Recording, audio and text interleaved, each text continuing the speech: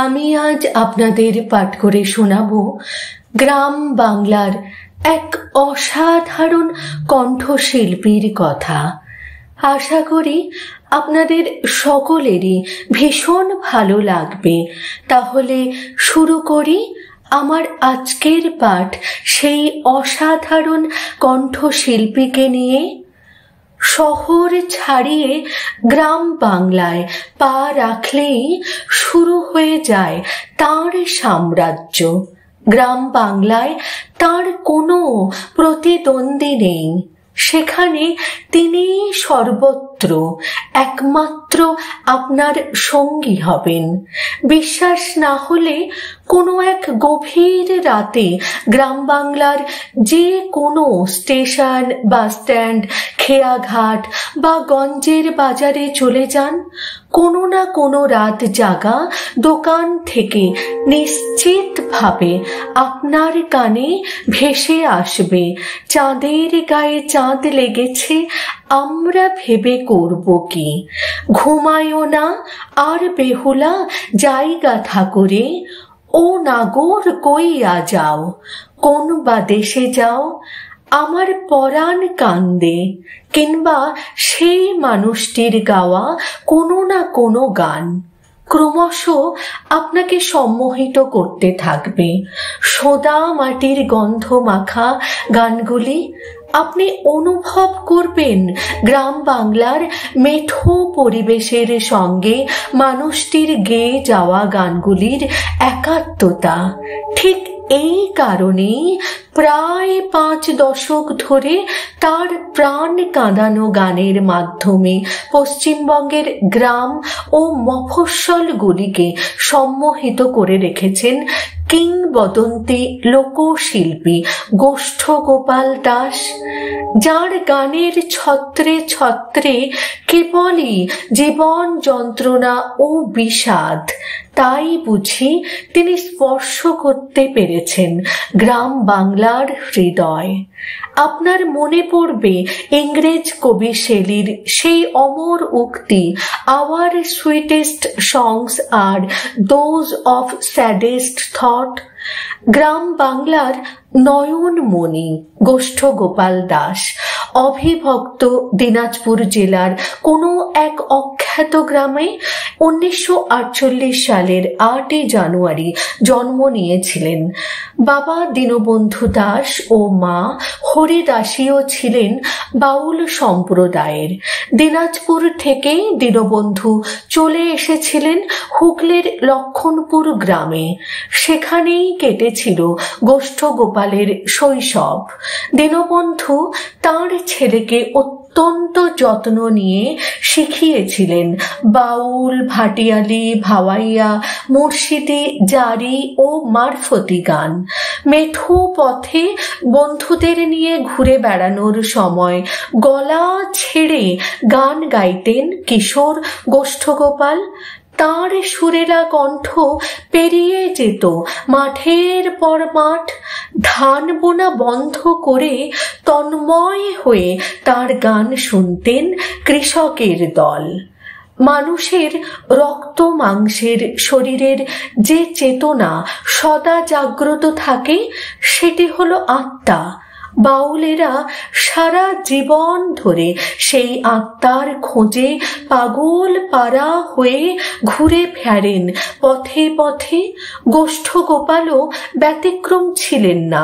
তাই যুবক হওয়ার পর রহস্যের মোড়কে মোড়া বাউল গানেই সঁপে দিয়েছিলেন নিজেকে। ইতিমধ্যে জীবনে এসে গিয়েছিলেন গীতা দেবী, কিন্তু সংসারে তখন প্রবল দারিদ্র্য। বাধ্য হয়ে গোষ্ঠগোপাল গান গাইতেন পথে ঘাটে, ট্রেনে, স্টেশনে ও বাস স্ট্যান্ডে, কখনো একা, কখনো মাজন বা জড়িবুটি বিক্রেতাদের সঙ্গে নিয়ে বা তাদের সঙ্গ করে। মধুর সন্ধানে সুগন্ধি ফুলের দিকে যেমন ছুটে আসে মৌমাছির দল, ঠিক তেমন ভাবেই তাঁর সুরেলা কণ্ঠ চুম্বকের মতো টেনে আনত পথচারী মানুষদের।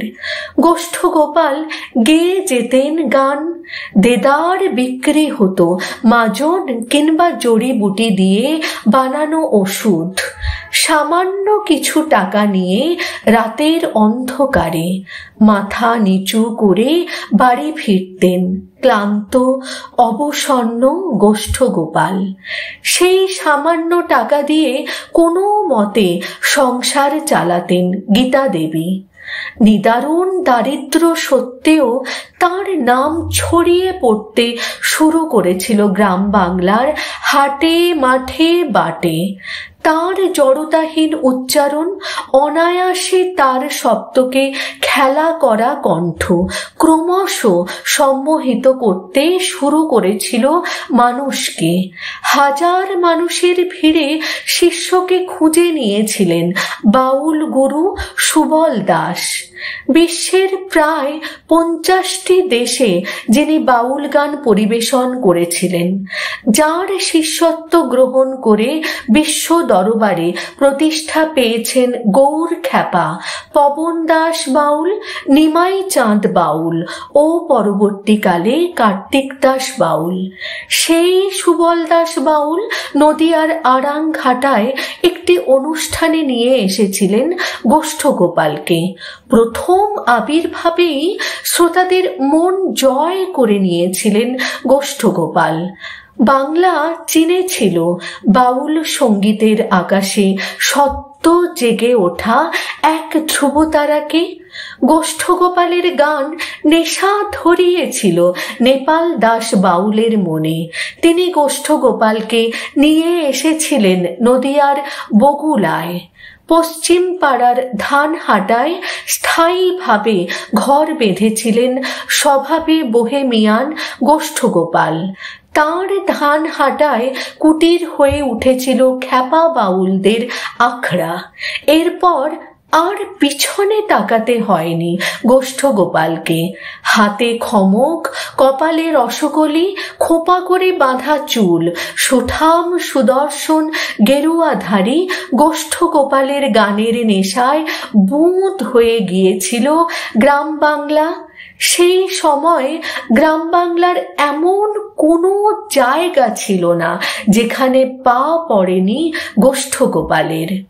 বাউল সঙ্গীতের আকাশ আলো করে থাকা উজ্জ্বল নক্ষত্রদের ভিড়ে নতুন নক্ষত্রকে চিনতে ভুল করেননি গীতিকার পরিতোষ দাস, গীতিকার সুরকার নীলকমল রায় ও চন্দ্রকান্ত নন্দী। তখন ছিল ক্যাসেটের যুগ। করণ কিরণ ও গাঁথানি কোম্পানি থেকে প্রকাশিত হতে শুরু করেছিল গোষ্ঠগোপালের গানের ক্যাসেট। বাজারে আসা মাত্র সুপার হিট হয়েছিল প্রত্যেকটি ক্যাসেট। শহরে তেমন বিক্রি হতো না, কিন্তু গ্রামগঞ্জ, মফস্বল ও শহরতলির ক্যাসেটের দোকানগুলি থেকে ক্রিসমাসের কেকের মতো বিক্রি হতে শুরু করেছিল ক্যাসেটগুলি। খুচরো বিক্রেতাদের চাহিদা মেটাতে কোম্পানিগুলি হিমশিম খেয়ে গিয়েছিল। প্রায় উল্কা গতিতেই গ্রাম বাংলার প্রতিটি মানুষের কাছে পৌঁছে গিয়েছিল গোষ্ঠগোপাল। তাঁর গাওয়া ট্যাংরা তবু কাটন যায় গানটি শোনেননি এমন মানুষ সেই সময় গ্রাম বাংলায় ছিলেন না। গ্রাম বাংলার মানুষের মনে দোলা লাগাতে শুরু করেছিল গোষ্ঠগোপালের গাওয়া গুরু না ভোজি মই, চাঁদের গায়ে চাঁদ লেগেছে, ঘুমায়ও না আর বেহুলা, হায় রে এমন জ্বালা, ইঁদুর মারার কল রয়েছে, পাখি যখন দেবে উড়াল, দম ফুরালে যাব মিশে, ওরে হাড় মোর জ্বলিয়া গেল, আর যাব না রথের মেলাতে, আমার বউ আমার কথা শোনে না, জয় শিব শঙ্কর পরম ঈশ্বর, কেহ আমায় দিল ব্যথা, আমার বন্ধু রইল কোনবা দেশে, পরাণ বন্ধুরে পীড়িত হলো ভাং ধুতুরার ফুল, আমার বাউল ঘরে জনম যেন হয় গো বারে বার, সহ অজস্র কালজয়ী গান। সেই যুগে এতটাই জনপ্রিয় হয়ে উঠেছিলেন গোষ্ঠগোপাল, তিনি মঞ্চে গান গাওয়ার পর গান গাইতে সাহস পেতেন না তখনকার দিনের প্রথিত যশা শিল্পীরাও। গোষ্ঠগোপাল নাইটের ভিড় সামলাতে নামাতে হতো পুলিশ। খ্যাতির মধ্য গগনে গোষ্ঠগোপাল গান গেয়েছিলেন আকাশবাণী ও কলকাতা দূরদর্শনে। গানে গানে মাতোয়ারা করে দিয়েছিলেন লন্ডনের শ্রোতাদেরও। তবুও এক অজানা কারণে গোষ্ঠগোপাল ব্রাত্য থেকে গিয়েছিলেন শহরের অন্দরমহলে। শহরের গলিপথে বেজে উঠেছে তাঁর সম্মোহনী কণ্ঠ, এমন ঘটনা বিরল। 1984 সালে ঘটেছিল এক মর্মান্তিক ঘটনা। দেহরক্ষীদের গুলিতে নিহত হয়েছিলেন তদানীন্তন প্রধানমন্ত্রী ইন্দিরা গান্ধী। কান্না ভেজা গলায় গোষ্ঠগোপাল গেয়ে উঠেছিলেন, অক্টোবরের 31, 1984 বুধবার দুপুরে হায় রে কি নিদারুণ খবর পেল ভারতবাসী বেতারে। সারা বাংলায় ছড়িয়ে পড়েছিল গানটি।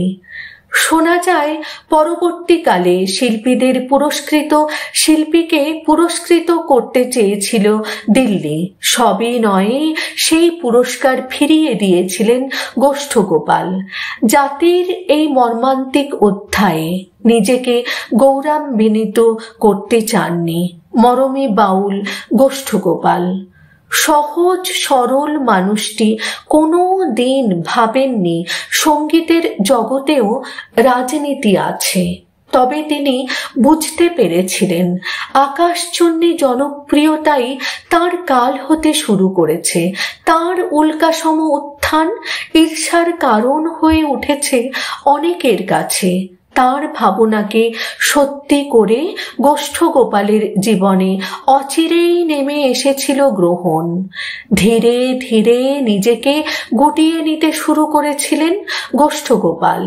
ভবিতব্যে বিশ্বাস করা গোষ্ঠগোপাল গেয়েছিলেন সেই অমর হয়ে যাওয়া গান, জীবন নদীর ঘূর্ণি পাকে আর কতকাল বাইবি খেয়া মন। নিজের প্রতিভার কদরও করেননি কোনো দিন।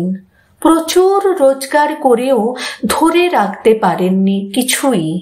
তাই জীবনের শেষ প্রান্তে গোষ্ঠগোপালকে গ্রাস করেছিল তীব্র অর্থকষ্ট। দুঃখ ভুলতে আশ্রয় নিয়েছিলেন নেশার কাছে। বুঝতে পেরেছিলেন খাঁচার ভিতর অচিন পাখিটা সময়ের আগেই উড়ে যাবে। তাই বুঝি মৃত্যুর বহু আগে গেয়ে রেখেছিলেন শ্রী শ্রী প্রণবানন্দ মহারাজের লেখা ও সুর করা গান, খেলা শেষ তোর করে নে মন, যাওয়ার দিনের দেরি নাই। 1986 সালের 4 ডিসেম্বর 2 স্ত্রী 1 পুত্র 3 কন্যা ও কোটি কোটি গুণমুগ্ধ শ্রোতাদের কাঁদিয়ে চলে গিয়েছিলেন গোষ্ঠগোপাল। সময়ের অনেক আগেই, মাত্র 38 বছর বয়সে।